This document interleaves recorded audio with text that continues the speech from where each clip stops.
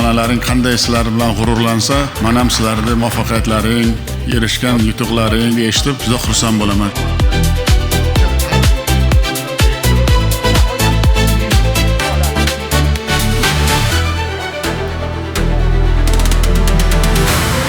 Bir narsani bilinglar, bundaqa badavlat davlatda o'zi yo'q. 22 million yoshlarimiz bor. Qaysi davlatda bunday resursi bor? Bu bizning g'ururimiz, iftixorimiz, boyligimiz desak bu to'g'ri bo'ladi.